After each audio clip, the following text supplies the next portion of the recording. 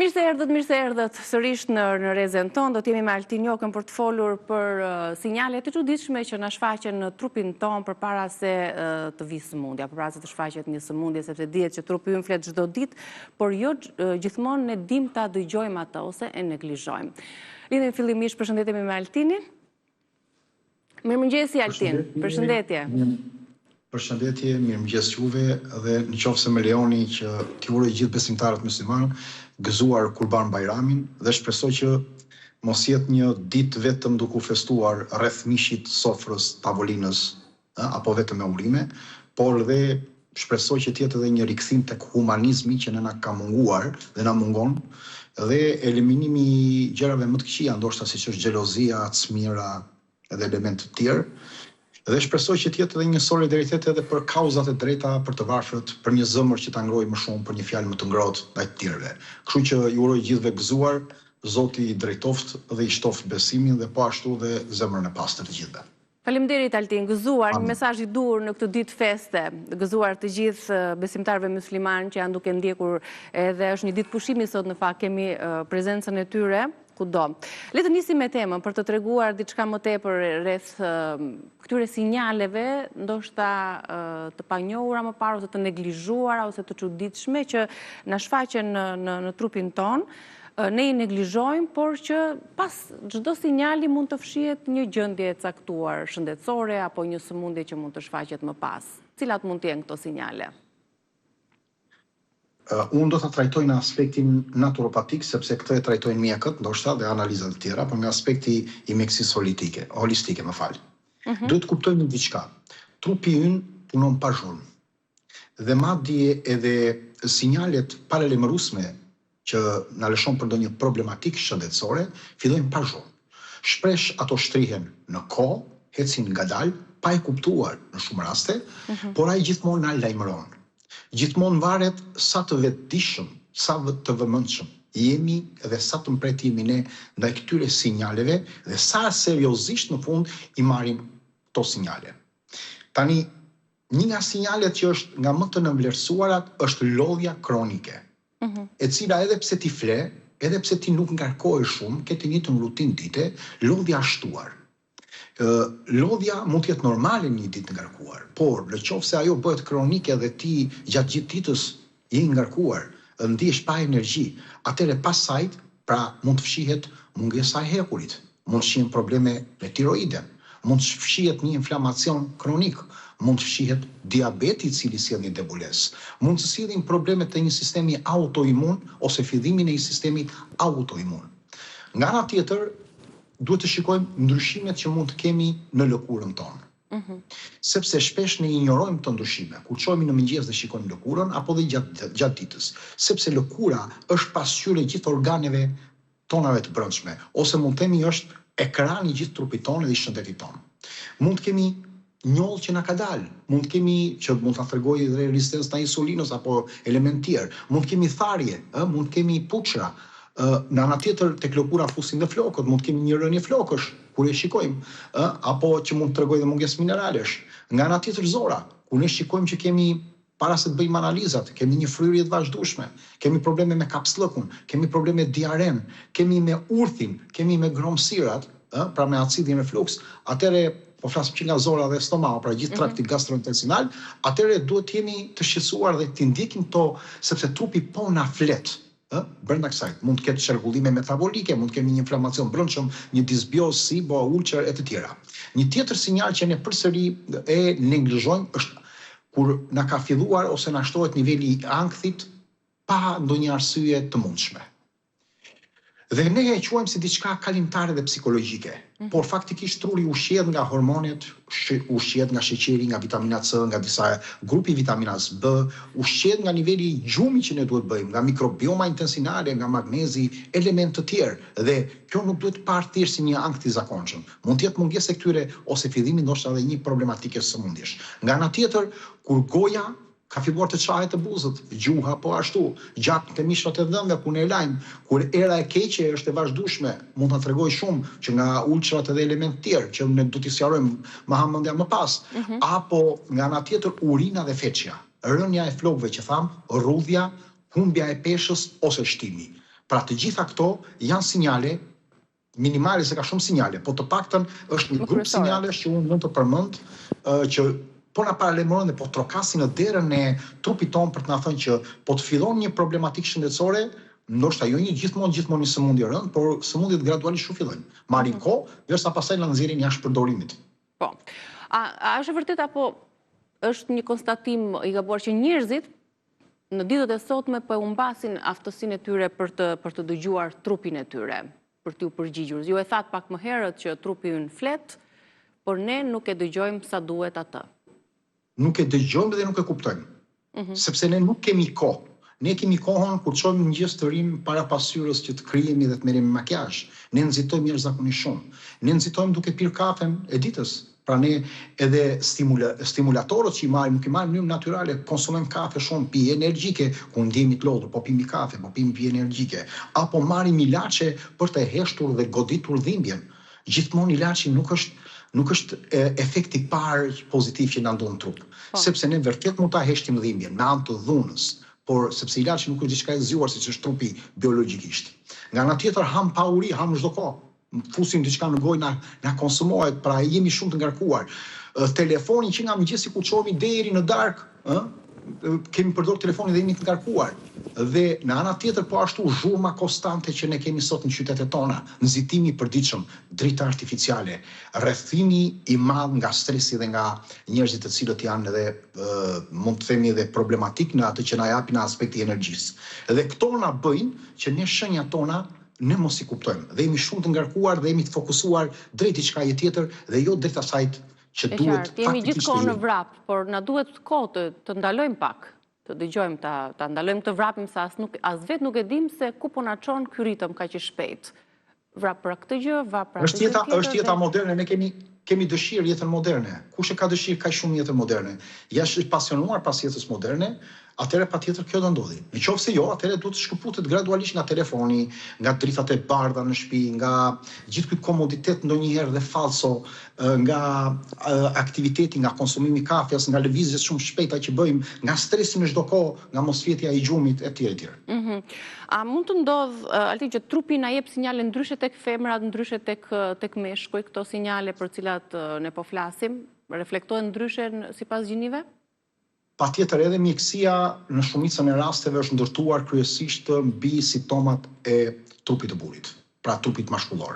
Atë ka masi standard për shumë dekada, dhe si pasojë shumë problematika dhe shenja apo simptoma të femrave ose femrore, po themi janë nënvlerësuar, shpesh edhe janë dhe keq kuptuar. Ndryshimi është i madh, sepse për shembull, po të zëmë infaktin, në një pjesë të madhe të burrave është konstante që fillon ndoshta me mpirje krau, me dhimbje të një pjesë të shpatullës që mund të ketë një presion në gjoks, pra kjo mund të jetë apo në kraharor, te gratë ndonjëherë mund të vijë me një lodhje ekstreme, me një rënje të debulesës, zbeje, maramendje, i vjen si për të vjell ose me mpirje të nofullës. Nga aspekti tjetër, edhe depresioni shfaqet ndryshe për shembull. Gratë e përjetojnë me një lloj ndjeshmërie shumë të lartë emocionale depresionin. Dhe të burrat është më i brendshëm, më i heshtur. Është më i heshtur në drejtim, jo, por burrat bëhen dhe më nervoz. Dhe kuptojnë, mbati bëhen më agresiv, bëhen edhe më të mbyllur, në këtë rast. Por dhe ata edhe mund të izolohen edhe më shumë emocionalisht, pra nuk e tregojnë. Te gratë për shembull rezistenca insulinës është ndryshe. Shfaqet me PCOS-n, me probleme të akneve, me cikle të çrregullta, si probleme të qimeve, apo shtimin në peshë. Tek burrat vjen në mënyrë tjetër, vjen me fryrjen e barkut, shëndetshjen e barkut, uljen e testosteronit, lodhje, humbjen e dëshirës seksuale, një sëmundje autoimune, te gratë vjen ndryshe, përsëri te burrat vjen ndryshe, sistemi imunitar që është i ndërtuar. Pra, edhe dhimbjet janë perceptuar ndryshe. Gratë kanë tendencë ta përjetojnë dhe ta mbajnë dhimbjen më të fortë brenda vetes tyre. Sepse është vetë trupi i tyre që është mësuar midis dhimbjeve kur lindin, gjatë ardhjes së menstruacioneve, ndërsa burrat shpesh I pritojnë edhe dhimbje të tilla më shumë. Dhimbjet shumë, edhe dhimbjet që i duken të vogla femrave, burrat me njëri përjetojnë. Po edhe një temperaturë meshkujt e përjetojnë më keq se sa femrat. Shumë më keq. Pra dhe përjetimi i dhimbjeve është ndryshe, sepse edhe nga aspekti anatomik është ndryshuar, është ndryshe ndërtimi i një gruaje me një burr. Nga ana tjetër, burrat kërkojnë ndihmë shumë herë më vonë se sa femrat, në rast se kanë probleme dhe kanë pasoja. Kjo është e vërtetë. Edhe studimet kanë treguar që burrat kërkojnë ndihmë shumë më vonë, edhe pse nuk durojnë përsëri, kjo është nga gabimet më të mëdha në këtë rast.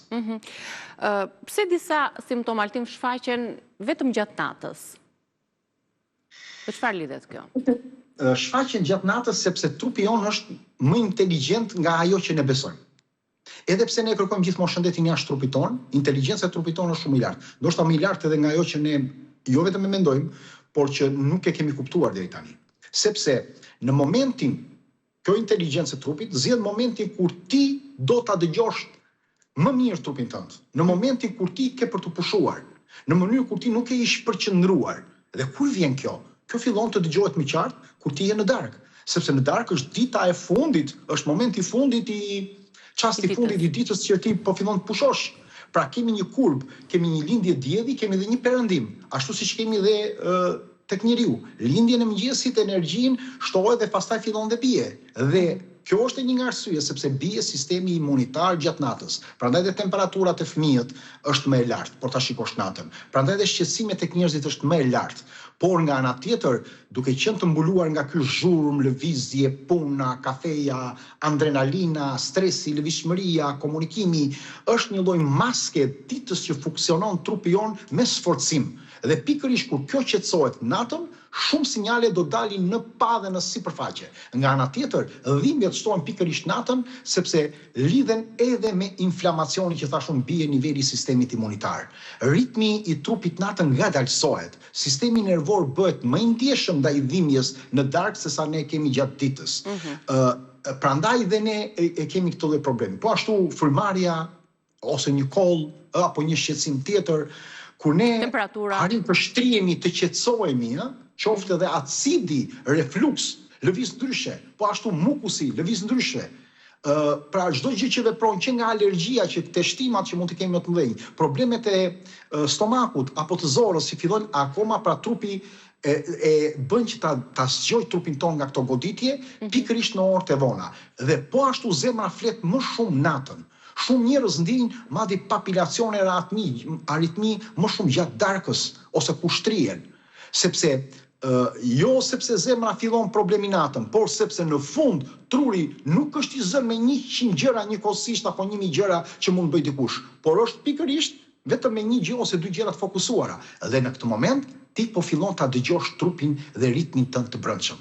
Dhe kjo është një arsye. Arsyeja tjetër është arsyeja hormonale, sepse trupi ju punon me orë biologjike dhe me hormonet që ndryshojnë sipas ditës. Kortizoli, që është hormoni i alarmit, bie natën.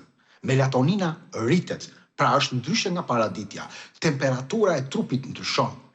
Dhe qoftë inflamacioni dhe imuniteti ecin në ritmë të hormoneve. Nuk ecin në ritëm si duam ne. Prandaj dhe sëmundjet bëhen më aktive në orë të caktuara dhe nëse ne nuk do kemi kujdes, atëherë mund të kemi dhe pasoja më të mëdha. Okej, le të bëjmë tani një lidhje të simptomave të ndryshme, të simptomave të çuditshme me gjendje të ndryshme shëndetësore apo me sëmundje që paralajmërohen përbes këtyre sinjaleve. Atëherë unë do përmend disa nga ato që unë kam marrë si eksperiencë apo nga njerëzit që dëgjoj shpesh. Ka shumë njerëz të cilët nuhasin aroma që nuk ekzistojnë. Shumë njerëz nuk e ndjejnë fare, pra ti ndjen një herë djegje, sikur po të digje priza në shtëpi, sikur diçka po prishet, apo erë kimikatesh, askush tjetër nuk e ndjen, ti ndjen. Kjo tregon që ti ose je në fazat e fillimit të skizofrenisë, ose ke një problem me migrenë neurologjike, ose je ndoshta në fillim të një tumori cerebral, Parkinsonit ndoshta, ose ke një ankth të rënd, ose ke toksina në aspektin pranë trup, pra toksina neurologjike. Kjo është një nga anët kryesore. Shpesh njerëzit që kanë Parkinson i ndodh shumë vite para se ndodhi kjo. Çfarë lloj aroma apo vetëm këto që përmendët Altin? Jo, aroma që s'ekziston. Aroma tymi sikur digje diçka, po digje diçka jashtë edhe të vjen ty, por nuk e ndjen njëri tjetër. Vjen njerëz si gaz, Vjen erë diçka e prishur, po themi një produkt i primish i prishur apo një perim i prishur. Vjen erë si tip kimikatesh, kur lëshon ato kimikatet. Askush nuk i ndjen to, ti i ndjen. Atëre këto na paralajmërojnë në të ardhmen që do ndodhi diçka. Në përgjithësi këto, se ka dhe të tjera, po flasim bazën. Tjetra, kur ne kemi një djers që kemi erë të keqe, ose si erë e frutave të kalbura, ose era e si acetoni që ato lyem që pastrojmë thojt. Pavarësisht i gjenës, pavarësisht ata persona kujdesen. Ose si një mollë e fermentuar, pavarësisht e gjenës. Kjo na tregon që ne jemi ose në diabet, ose në pjesën e diabetit, ose në çrregullim mitokondrial. Një nga këto, tjetër është që kemi një problem metabolik të brendshëm. Sidomos duke ushtuar edhe etja, duke kombinuar që ne kemi pak etje pas here, kemi urinim të shpesht, kemi dhe turbullim të shikimit apo dhe lodhje, patjetër duhet të bëjmë këto element ose disa nga analizat kryesore. Tjetër është gjua e bardhë, që është kronike. Shpesh njerëzit e lidhin vetëm me kanditën. Por nuk tregon kjo. Shpesh tregon disepsi kronike që ne kemi, problem të çekuilibrit nxor, tregon nga ana tjetër probleme mëlçin, problem toksina të larta që ne kemi marrë. Shpesh tregon dhe dehidratim, tregon diabet, tregon imunitet të dobët. Nuk mund të ketë njëri imunitet të lartë, po të ketë gjuhë të bardhë. Kjo është baza që i lidh, pastaj fillojnë tjerat. Pra, ata që kanë shumë të kuqe? Ata që kanë të kuqe kanë tjetrin, do t'i them nëse munde, po të them këtë se kam hall mos e ngatroj. Pra, imuniteti është baza. Mund të jetë diabeti, mund të jetë dehidratimi, pra ti nuk konsumon shumë ujë, mund të jenë toksinat, mund të jetë kandita, mund të jetë edhe refluksi acid, mund të jenë dhe problemet e zorës. Por shqetësimet janë këto dhe ne duhet marrëmi. Probabilisht mund të jetë kandita sepse ajo ka rasti më të madh, por nuk është gjithmonë e thënë. Tjetër, kemi shpesh shikoj nga njerëzit që thonë kemi kruar pa shkak, në çdo moment kruhet dhe ai nuk e kupton pse kruhet. Rrihet dhe kruhet. I kruhet koka, mbrapa qafës zakonisht, pjesa e krave që i kruhet, apo pjesa e këmbëve poshtë. Kjo tregon e para mund të jetë ankth, një ankth i rritur dhe i lartë, po nga ana tjetër mund të jetë bllokimi i tëmthit dhe probleme me mëlçin.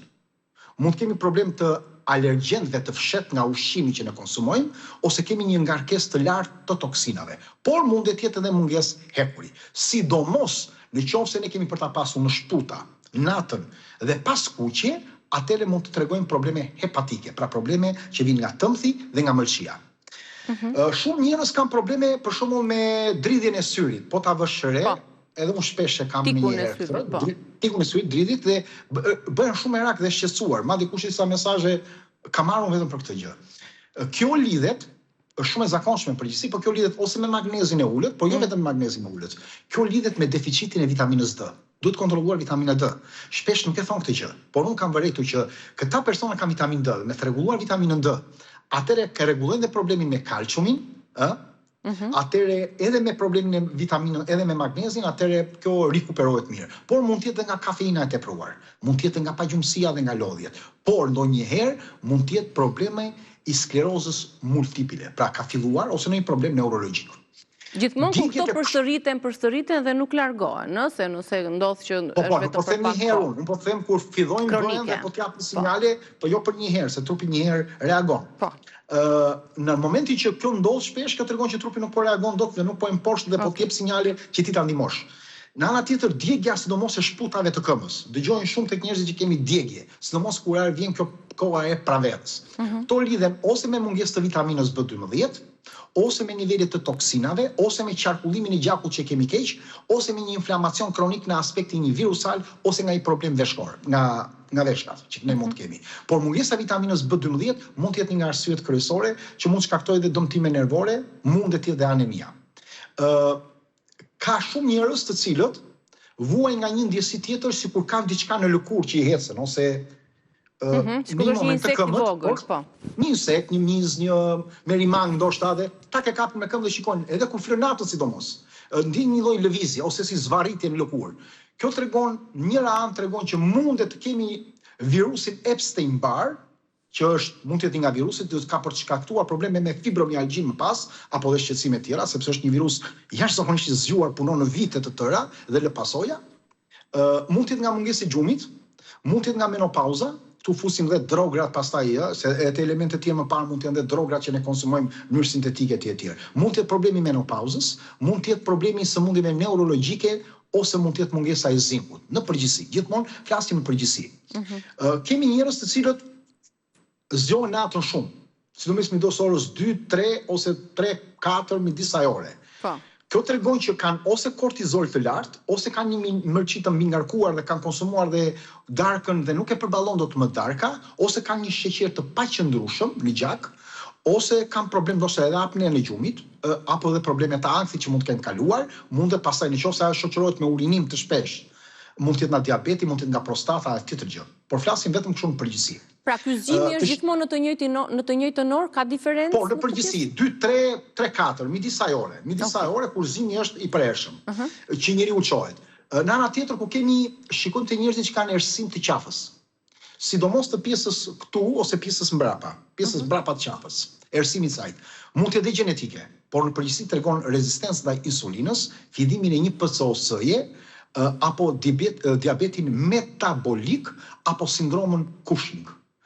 Po mund të jetë dhe gjenetike, nuk e di, por mund të jetë dhe kjo. Shpesh është sinjal paralajmërues i diabetit. Ere keqe e gojës që nuk ikën çfarëdo që të bësh.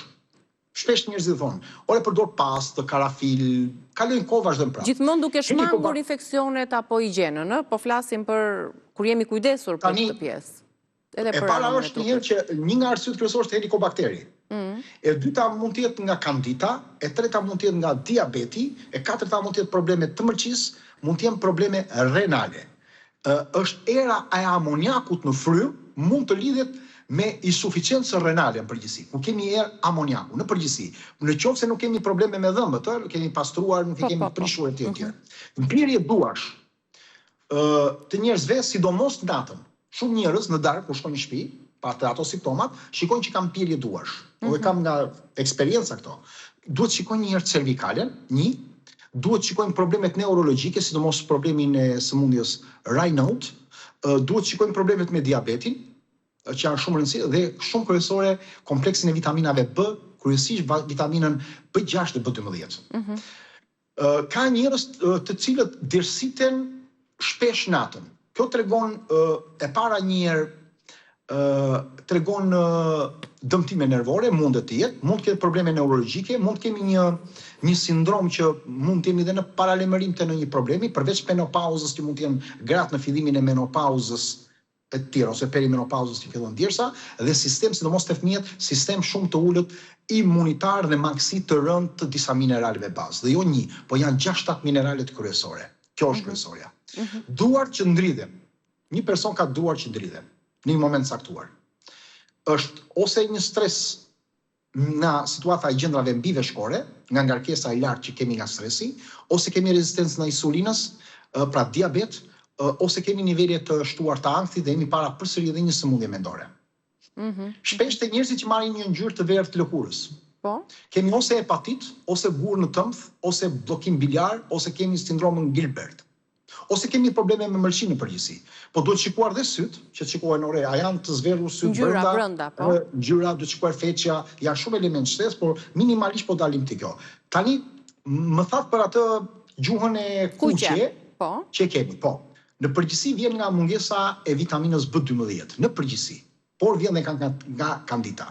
Por kombinimi i vitaminës B12 dhe acidit folik, pra vitaminës B9, janë kryesore, mundet të jetë anemia, mund të jetë edhe sindroma Sjorgen. Por mundet të jetë kryesisht dhe vitamina B3. Qartë. Mundet ta kemi edhe nga gastriti. Urina me erë të fortë për shkak ose me ngjyrë tregon probleme infeksionare, diabet, dehidratim, sëmundje metabolike, probleme me mërqinë e tjerë. Tani po do të trajtoj të tjera. Besoj se kemi dhënë një pjesë të konsiderueshme dhe më të shpeshtë. Edhe nga të thonjve se kisha merak, është mungesë mineralesh, stres biologjik dhe diabet, dhe sidomos probleme me tiroiden. Mos harrojmë të dhe sëmundje me veshkat. Ku i kemi thonjt në të mysët, pra të lugët, mund të jetë mungesë e hekurit dhe anemisë. Po ti kemi të verdh, ta mbaj mend, mund të jenë problem mushkrish, mund të jenë problemi diabetit dhe problem limfatik. Ta dinë të njerëzit në këtë drejtim. Por mund të jetë dhe problem veshkash nëse kanë vizime këto të holla, lëkurat që kruhet pas dushit. Ka shumë njerëz që lëkruhen pas dushit. Mund të tregoj probleme me histaminën e lartë, probleme me mërqinë ose alergji ose probleme me gjakun. Pra duhet patjetër që ta kapim këtë rast. Të tjera pastaj po doni të themi 10-15 shenja të tjera. Po ka dhe të tjera sigurisht për të kryesorët i kemi thënë.